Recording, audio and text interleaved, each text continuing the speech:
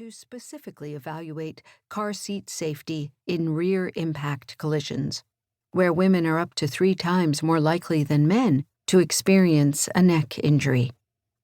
There might be some movement on the regulatory front, too. In March 2023, the United States Government Accountability Office recommended in a report to Congress that the National Highway Traffic Safety Administration develop a plan to address limitations in the information provided by dummies. NHTSA agreed with the recommendation. Much as the design of the car safety testing process led to greater safety for men than women, our organizations have implicit and explicit structures that advantage some people over others.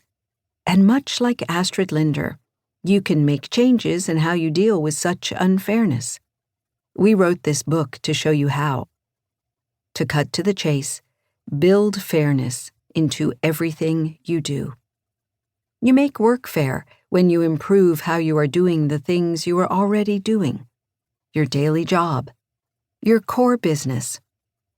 If you design safety features for cars, build them so that they work for bodies of all shapes and sizes. If you hire or promote, employ practices that have been proven to give everyone a fair shot. If you create presentations, ensure the images you select are representative of your employees, customers, and the communities you serve.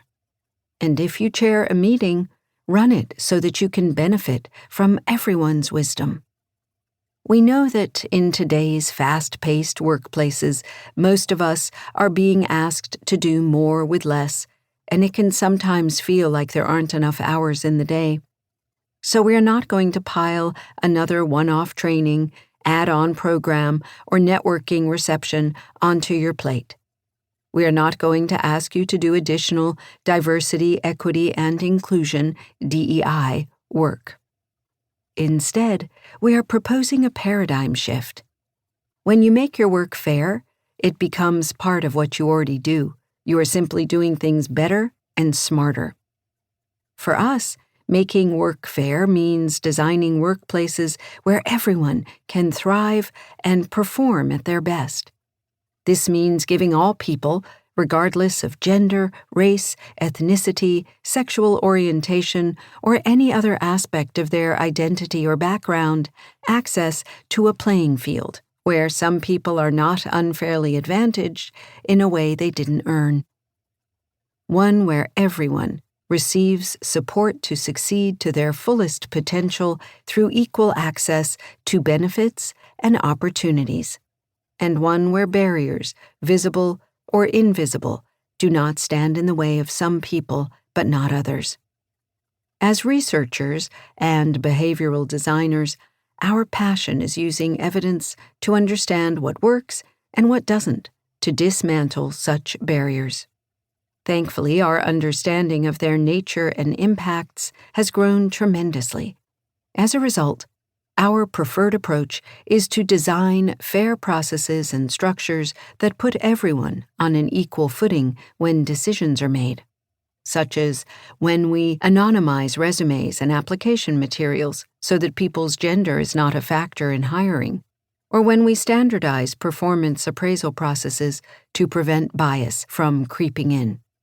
However, sometimes the effects of long-standing barriers are so persistent that treating everyone the same way results in unfair outcomes.